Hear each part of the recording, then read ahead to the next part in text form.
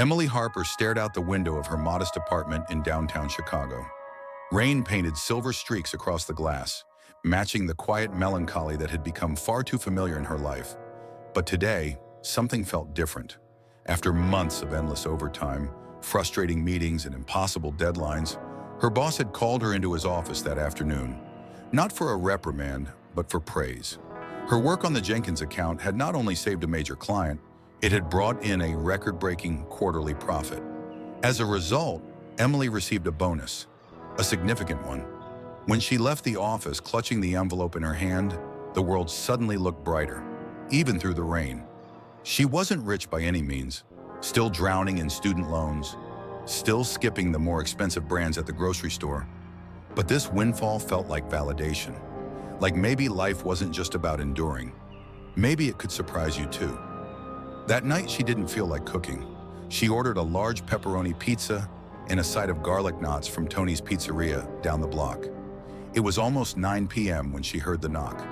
She opened the door to find a delivery man drenched from head to toe, holding out the pizza box as if it were the Holy Grail. He looked to be in his late 40s, with tired eyes and rain dripping from his cap. His uniform clung to him like a second skin, soaked completely through. "Sorry," he said, teeth chattering. "Storm's brutal tonight." Emily smiled warmly and took the box. "Thank you. I hope you didn't have to go far." He shook his head but didn't speak more than necessary. She turned toward her kitchen counter to grab some cash, then paused. The envelope was still there, the bonus. It was as if something clicked inside her. She didn't think. She didn't analyze.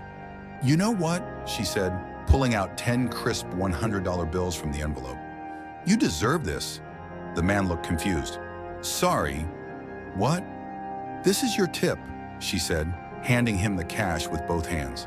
His eyes widened. He stared at the money like it might vanish. "Ma'am, you must have made a mistake. This is $1,000.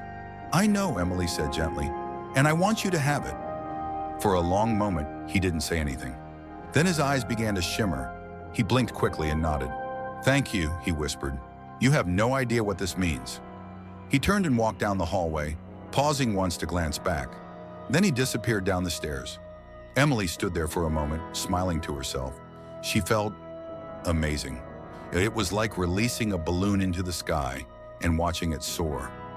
She ate her pizza while watching reruns of The Office, heart lighter than it had been in months.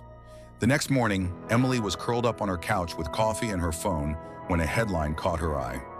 "Local veteran delivers pizzas to pay for daughter's life-saving surgery." She tapped the article.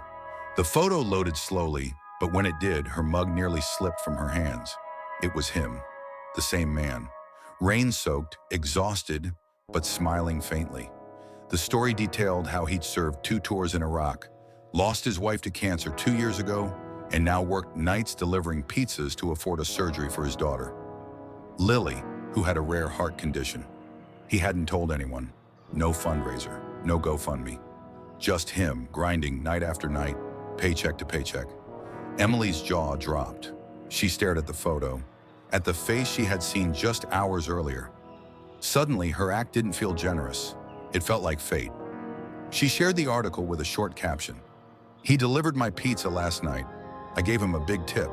I had no idea what he was going through. Please help him if you can." The post exploded. By noon, it had been shared over 20,000 times. Comments poured in. "Where can we donate? God bless this man. Thank you, Emily, for starting this." A local reporter contacted her, then another.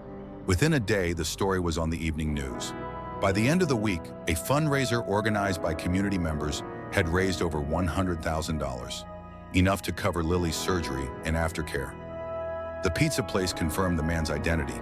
His name was Tom Reed, and he'd been working there for 6 months, never complaining, never asking for help. But now help had found him. 3 weeks later, Emily received a call. It was from Tom. "Lily's surgery is scheduled," he said. "She's going to be okay." "I'm so glad," Emily said, tears in her eyes. "Can we meet?" he asked. "She wants to meet the angel her daddy keeps talking about." They met at the children's hospital. Lily was small and fragile looking, but her eyes sparkled when she saw Emily. Tom scooped her into his arms and turned to Emily. "This is the woman who helped save your life." Lily smiled and reached out. Emily hugged her, heart full. Tom pulled her aside and held her hand. "You didn't just tip me," he whispered. "You changed."